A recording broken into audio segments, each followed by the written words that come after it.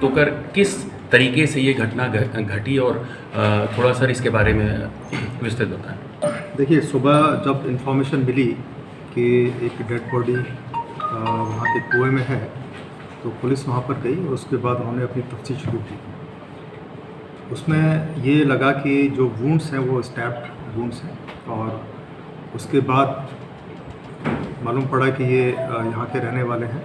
श्री विक्रम करके उनका नाम लोगों ने पहचाना।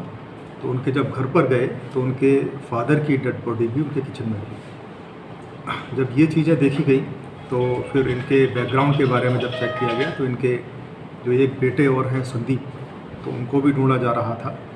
लेकिन इस बीच में मालूम पड़ा कि इनकी कुछ अदावतें हैं, कुछ लोगों के नाम मालूम पड़े।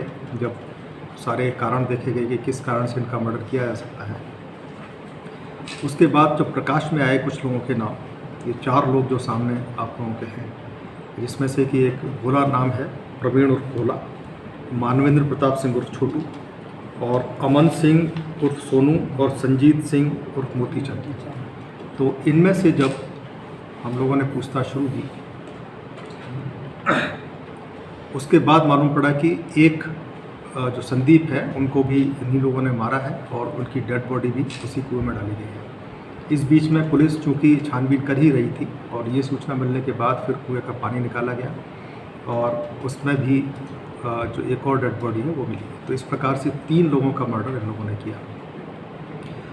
कल रात से करीब 9 साढ़े 9 बजे के बाद से, उससे पहले से इन्होंने जो तैयारी कर रखी थी, इनका बैकग्राउंड बेसिकली जो 4 लोग हैं जो इन्होंने अभी तक बताया है, इनके लेन देन के कुछ मामले थे संदीप के साथ, और कुछ इनकी पुरानी मन में कुछ बातें होंगी जिस कारण से ये लोग मारना चाहते थे। उसकी तैयारी ये 4-5 दिन से कर रहे थे। इसके लिए इन्होंने चाकू भी खरीदे थे और तैयारी करके ये कल रात को आए थे। कुछ कारणों से संदीप को और विक्रम को इन्होंने बाहर बुलाया हुआ था, और बाहर बुला करके सबसे पहले इन्होंने संदीप को मारा, फिर विक्रम को मारा, और उसके बाद इनको मालूम था कि इनके पिताजी को मालूम है कि हम लोग उनको बुला करके ले गए हैं, तो वो कहीं बता ना दें, तो उनको भी घर में जाके मार दिया। इनके दिमाग में ये भी था कि इनके घर में पैसे रहते हैं, तो उसके बाद तलाशी भी ली पैसे के लिए, और उसके बाद जो बैग मिला एक छोटा, उसमें करीब 2.5 लाख रुपए मौजूद थे। और ये लोग उस पैसे को भी ले गए, जो कि आपके सामने बरामद है।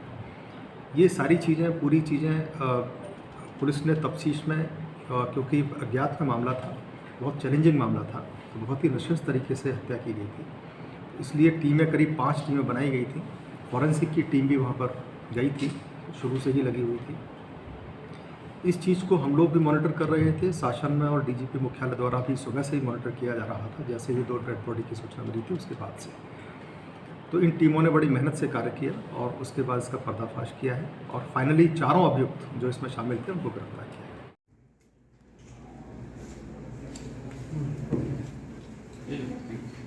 है।